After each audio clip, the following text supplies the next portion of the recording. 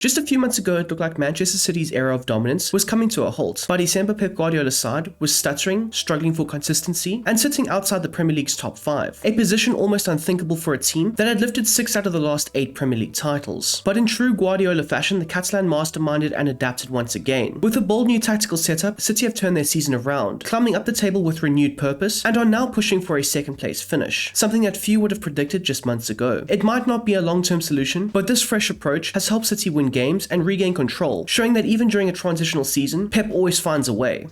So with City struggling mid-season and their usual dominance under threat, Pep Guardiola decided to make a bold tactical switch. Abandoning his 4-2-3-1 that would shift into a 3-2-4-1 when in possession, Pep has recently deployed a more aggressive and yet compact 4-2-4 system, and it's safe to say that it's been paying off, as this tweak has brought balance across the pitch. Out of possession, the setup allows for a much tighter press and improved defensive structure, keeping City compact and harder to break down. But in possession is where the magic happens, because in this formation, Pep Guardiola has deployed 4 key central midfielders to be the conductors of the side, and City can now create consistent overloads, and this in turn can dictate the tempo and help break down and unlock defenses with more fluidity. And with true width maintained by dynamic wide players, Guardiola's side is now stretching teams horizontally too, giving their central creators more space and making City far more unpredictable in attack.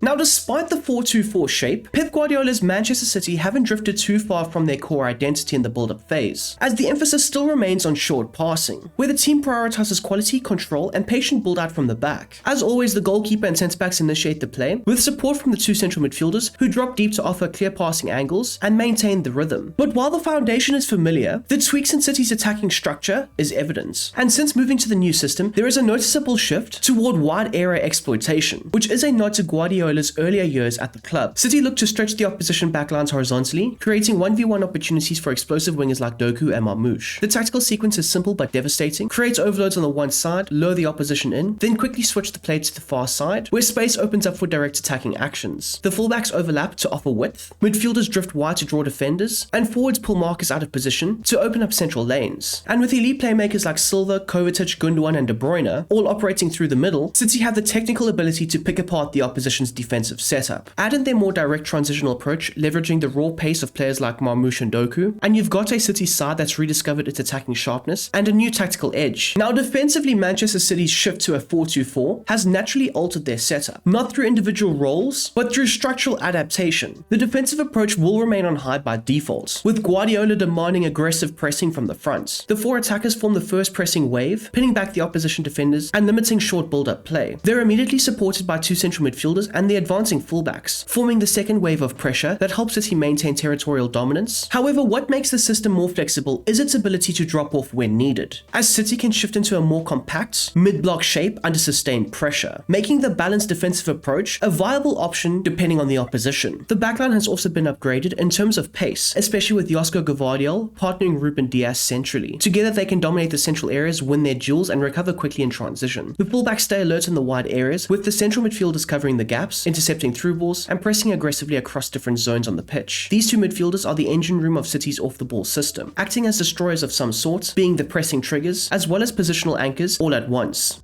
Onto the player roles, and we'll start off at the back with the man between the sticks. Now, Ederson in this setup won't really change his role that much. He will still be set to a sweeper keeper with a build-up focus, allowing for him to push up behind the back line, intercept the play successfully, and redistribute the ball effectively. During his time at Manchester City, Ederson has always been well known for his ability to focus under pressure, consistently finding short passes into the back line or deeper midfield players when pressed high up by the opposition. And with the system in particular, the reliance on the goalkeeper's competence is vital, with Ederson often alternating between short and long passes to help build the Manchester City attacking rhythm. The 2 centre-backs being Josko Gvardiol down the left and Ruben Dias down the right will both be set to ball-playing defenders. Now, there will be a slight change between the 2 centre-backs' focus, with Dias being set to a defensive focus and Gvardiol being set to build-up play, as he does tend to play slightly further up the pitch and be involved a bit more with the passing sequences that occur in the central areas. Whereas the Portuguese centre-back will often look to sweep up behind Josko Gvardiol and protect the space that he may vacate from behind him. But of course, the Croatian does have the recovery pace to minimize any attack attacking threat that the opposition might look to exploit. Both Guardiola and Diaz are fantastic at being able to receive a pass under pressure before laying it off into one of their teammates, or effectively looking to draw in the opposition by rotating possession amongst themselves and the goalkeeper. By doing this, Manchester City can successfully draw in the opposition's press before firing a few quick passes through it and creating a swift transition attack. Rounding off the back four is O'Reilly down the left and Nunez down the right, who will both be set to support wingbacks, allowing them to successfully push high up the field and overlap the wingers when required or if the opportunities present themselves, where they can successfully look to deliver balls into the box. That could be a cutback or a cross. And with the support focus, it can also allow for them to invert into the midfield. And this is where City can create the numerical advantage and truly dominate the opposition. The wingbacks do tend to help out with the build-up play, but they aren't as integral as in the past, as they are often more involved in the second phase of play. So with these players looking to invert on the odd occasion to help create those numerical overloads in the central zones, it can allow for the wingers to be isolated out on the touchlines, which is exactly what Guardiola does demand from his team in this structure. And both Nunez and O'Reilly have been fantastic in both boxes, as they've been able to defend in the deeper zones, as well as get into the final third and put the ball in the back of the net, or create opportunities for their teammates. Onto the midfield, and both Kovacic and Bernardo Silva will be set to deep-lying playmakers with a build-up focus. These two players have been very important to the side's attacking and defensive success, as both Silva and Kovacic have been in charge of intercepting the play, breaking up the opposition's attacking rhythm, and putting in tackles and pressing when required. Now that can be in both the central and the wide spaces, as they will often look to cover for the wingbacks, or maybe even help assist and press when one of the forwards are out of position. Now when it comes to the in-possession actions that these two midfielders will take up, they can often look to drop deep to help support the build-up play, as I've already mentioned, but more importantly, they can create advanced overloads in the attacking third, which has seen both Kovacic as well as Bernardo Silva get into the right attacking spaces and even put the ball in the back of the net themselves. These two players do have a lot of fluidity to their role, as they can move into the wide areas to create overloads down the flanks, or stay central and help rotate the ball and help facilitate and create attacking opportunities. The two central midfielders will be assisted by Gundogan and Kevin De Bruyne, as they are effectively deployed as the strikers, but will both maintain the false nine role. And this is where the central overloads play a pivotal role in Manchester City breaking down and overwhelming the opposition, as there will be a lot of central dominance and combination sequences that will include the four players in the middle of the pitch. Gundogan and De Bruyne have been very good at being able to lead the line, both in and out of possession, as they've been able to successfully press the opposition centre-backs and try and disrupt the early build-up phases for the opposition's build-up play, as well as they've been key to creating attacking movements that have truly overwhelmed the opposition. With both players in the false nine role, they will be able to link up play on the edge of the box, as well as ghost into the attacking areas, where they can successfully latch onto the cutback opportunities. But a lot of the attacking play does stem from the wide areas, and that's down to the pace of Jeremy Doku, as well as Omar Marmoush, who will both be set to inside forwards, with Marmoush maintaining an attacking focus, while Doku will be set to balanced. And this is just down to the fact that Marmoush does look to penetrate through the middle quite often, whereas Doku can look to hug the touchline a bit more and create those 1v1 opportunities against the opposition fullback, where he can take on his opponents and beat him effectively before whipping in a cross or a cutback, or maybe even creating a shot opportunity for himself centrally. Now Omar Marmoush can do the same, but he is more often looking to arc his runs into the central zones and latch onto a through ball pass from one of De Bruyne or Ilkay Gundogan. But with this new system in place, it does allow for Pep Guardiola to truly overwhelm the opposition from the wide areas. And there will be many rotations that do occur with the player positions, as you will see the strikers dropping into the deeper midfield, those midfield players moving out wide, the fullbacks pushing up into the winger positions, and the wingers pushing centrally. And this fluidity has often confused the opposition defenses and allowed for Manchester City to exploit the vulnerable gaps. Of course, the pace of both of the wingers is the outlet for this Manchester City side, and Pep Guardiola has given his players the green light to play that long pass over the top into the possession of the two wide attackers, which does create numerous transition opportunities.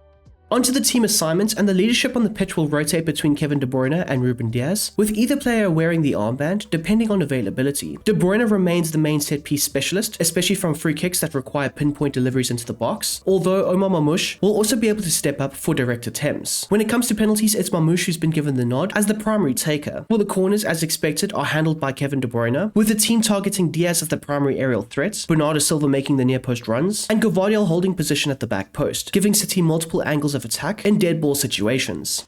And there we go, my dudes. That is how you can go ahead and implement Pep Guardiola's new Manchester City tactics into FC25. I do hope you have enjoyed this video, and if you don't mind smashing that like button down below, as well as commenting and letting me know your thoughts and opinions on the new system and how it works out for you. If you haven't already, be sure to check out the sliders video that I did make almost a month ago at this point. That does tend to help with the overall gameplay, and it has made me really enjoy FC over the last month, so there is that too. If you would like to see more content from yours truly, be sure to check out the Brom Squad Gaming Patreon, as I also create tactics videos videos on there for those who might be interested in the extra content. The link for that will be down below in the description next to the Bronze Squad Gaming Discord server, and that of course is for free, so I highly recommend you going and clicking on that and joining up with the various chats and conversations that we do tend to have on that platform. So anyways, until the next time, until the next one, I hope you guys have a smashing goddamn day, and I'm out of here. Peace.